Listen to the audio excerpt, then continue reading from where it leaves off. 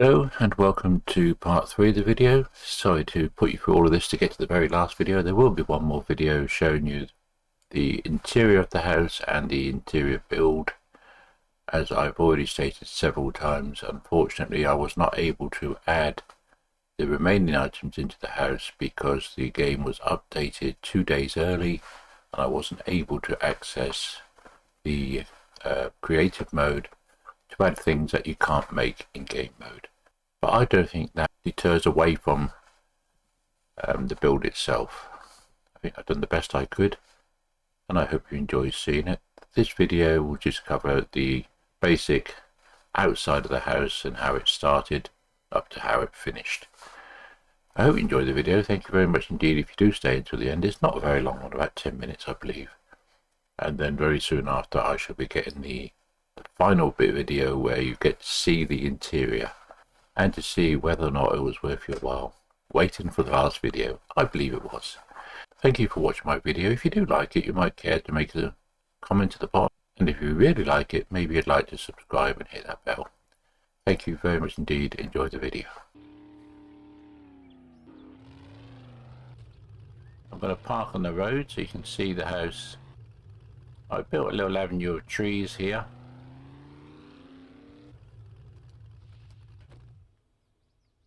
So, welcome to the Wild Patch Academy.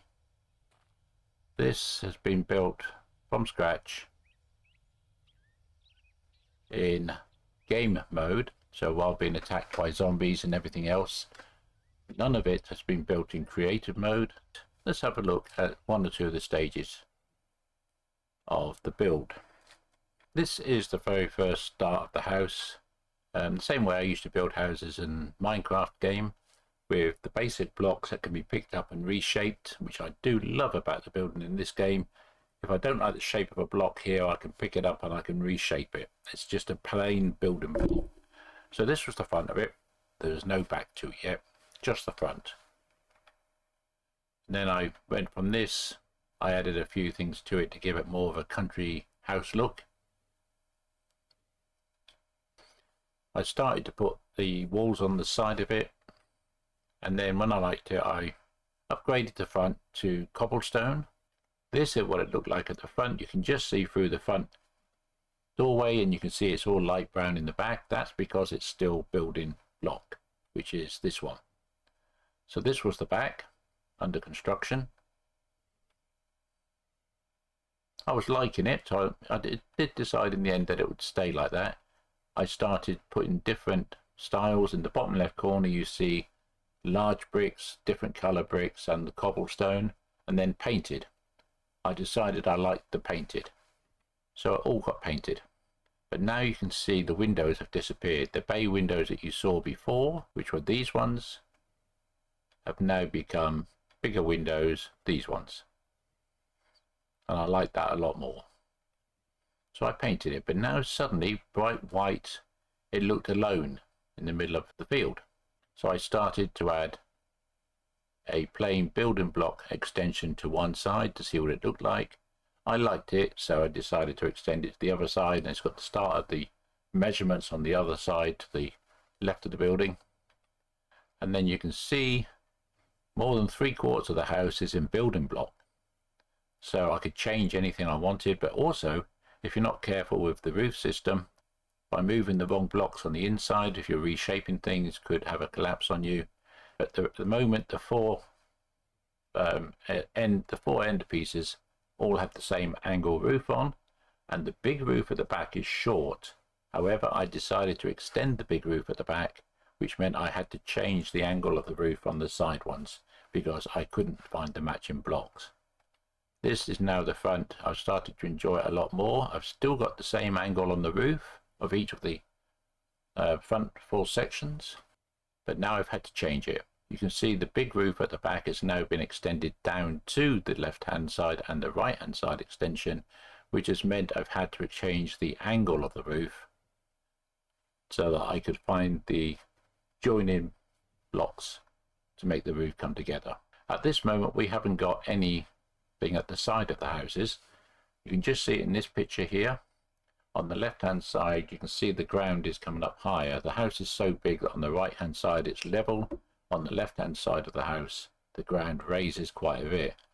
I wanted to hide that feature of the ground being higher, so I came up with something. In a moment I'll show you. So we can't see the feature change here. It was quite a few days since the last picture, but nearest to it, this is the side of the house after a long time of it being unfinished. Day 240 I eventually got around to painting it, but nearest to it where you see the two balls at the end and the balustrade across, that is what I did to hide it. I raised the side of it and I put a footpath down it. This is now the back of the house. Or is it? No. This is the time I decided, because the game was going to be updated, I would have to do a lot more work as quick as possible, so I got on with it. We now have a footpath at both ends. You can see one here going down the side of the house, which wasn't necessary because this end is flat, but it now matches the one at the other end. Different angles to give myself some ideas.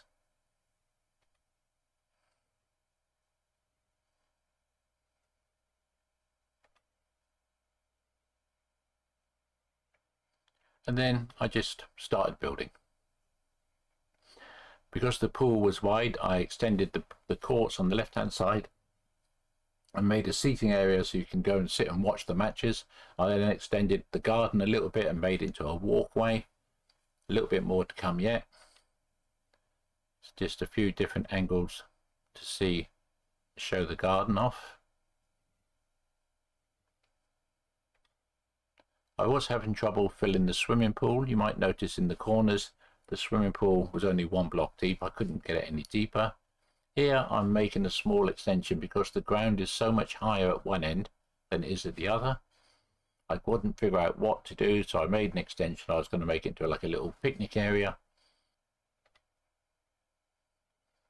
Here you will see the swimming pool is quite empty. I couldn't make the water settle all the way across.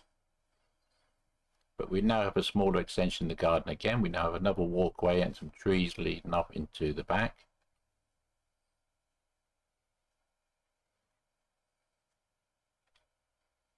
These trees I quite like, so I decided to plant these at the back of the house to give a little bit of decoration. You'll see them in the main video.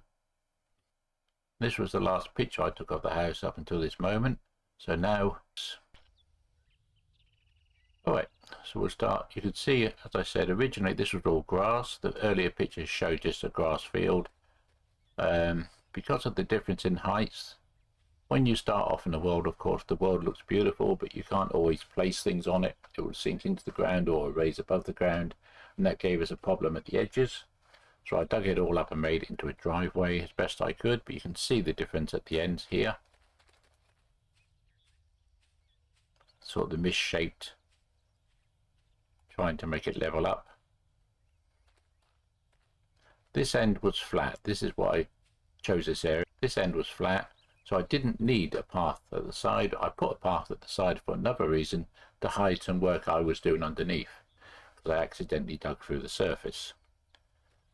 We have the house with a few spotlights, a small pond area at the front,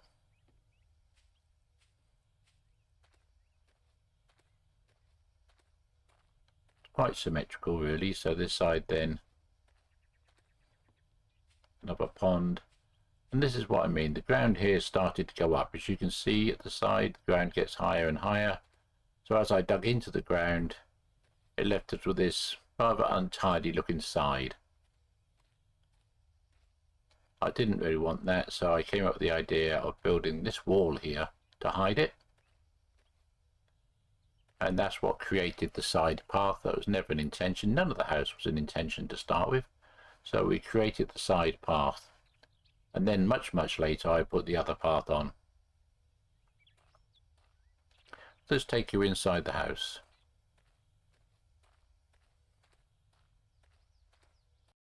Thank you for staying to the end of the video. I hope you enjoyed it. It wasn't quite as long as I thought it might be. If you did enjoy it, your next video I hope you'll enjoy it even more. It will be the interior of the house, showing you what I consider to be my best build to date. and 7 Days to Die. Thank you very much indeed for taking the time to watch my videos.